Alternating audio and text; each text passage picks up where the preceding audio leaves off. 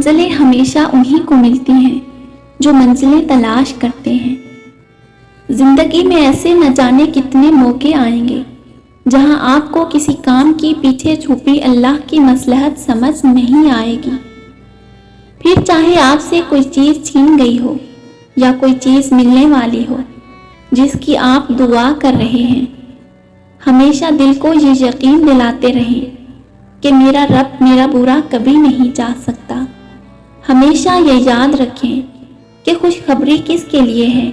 جو اللہ پر توکل کرتا ہے، اس کے لیے نہیں جو ناشکری کرتا ہے، جیسا کہ اللہ تعالیٰ قرآن پاک میں فرماتے ہیں، اور جو شخص اللہ پر توکل کرے گا اللہ اسے کافی ہوگا۔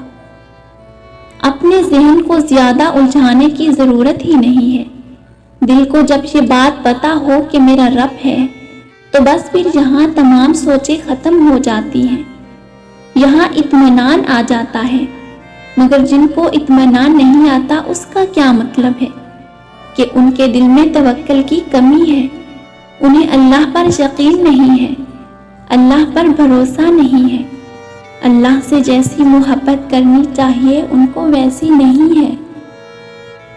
ہم جہاز میں ہوتے ہوئے پائلٹ پر یقین کرتے ہیں کہ یہ ہمیں ہماری منزل پر پہنچا دے گا، یہاں تک کہ سکون سے سو بھی جاتے ہیں۔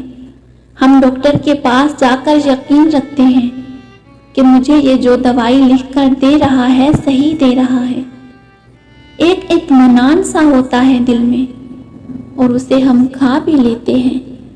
پھر اللہ پر یقین کیوں نہیں ہے کہ میرا رب مجھے جہاں لے جا رہا ہے وہ منزل میرے لیے بہترین ہے، بھلے ہی راستے سمجھ نہ آئیں مگر یقین رکھیں آپ کی دعا کی قبولیت یا کسی پریشانی کے حل کے راستے الگ ضرور ہو سکتے ہیں مگر منزل وہی ہوگی، منزل پر سکون ہی ملے گا، منزل پر بہترین چیز ہی آپ کا انتظار کر رہی ہوگی انشاءاللہ۔